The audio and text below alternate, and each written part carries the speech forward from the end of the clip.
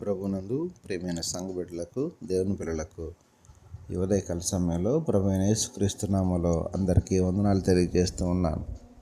గడిచిన రోజు నుంచి ఈ రోజు వరకు దేవుడు మనకు తోడుగా ఉండి ఆయన కాపుదల మనతో ఉంచి ఈ ఉదయకాల సమయంలో ఆయన స్తుతించుకోవడానికి ప్రభు ఇచ్చిన మంచి అవకాశాన్ని బట్టి దేవునికి మహిమ, ఘనత, ప్రభావాలు కలుగును గాక.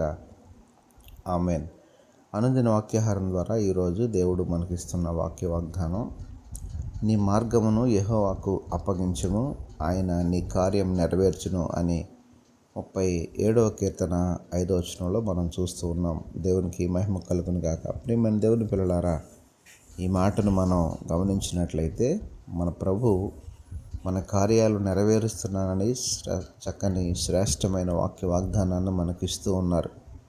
ఎందుకంటే మనకు అనేకమైనటువంటి పనులు ఉంటాయి, అనేకమైన రకరకాల కార్యకలాపాలు ఉంటాయి.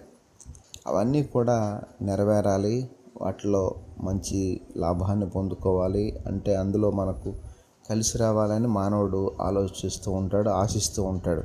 అయితే అది మనకు నెరవేర్పులోనికి రావడానికి, అది మనకి విజయాన్ని చేకూర్చడానికి, దాని ద్వారా మనం పరిపూర్ణమైన ఫలాన్ని పొందుకోవడానికి మనం ఎప్పుడైతే దేవునికి అప్పగిస్తామో ఆ కార్యము నెరవేరుతుందని చెప్పి దేవాది దేవుడు సెలవిస్తూ ఉన్నాడు. దేవునికి మహిమ కలుగును గాక. ఆ రీతిగా ఈ ఉదయకాల సమయంలో మన ప్రతి కార్యము ముందుగా దేవునికి అప్పగించి దేవుని ద్వారా దాన్ని మనం పొందుకోగలమనే విశ్వాసంతో ముందుకు కొనసాగినట్లయితే దేవాది దేవుడు ఆ పనిని, ఆ కార్యాన్ని, లేకపోతే ఆ యొక్క ఉద్దేశం ఏదైతుందో దాన్ని నెరవేరుస్తానని చెప్పి దేవుడు సెలవిస్తున్నాడు. ఆ రీతిగా ఉదయకాల సమయంలో మన కార్యాలను, మన పనులను, మన యొక్క ఉద్దేశాలను, మన ఆలోచనలను ప్రభువుకు అప్పగిద్దాం. ప్రభు ద్వారా దానిని నెరవేర్చుకుందాం. అట్టి కృప దేవుడు ఈ ఉదయకాల సమయంలో వాక్యాన్ని విన్న వారందరి జీవితాల్లో నెరవేర్చును గాక. ఆమేన్.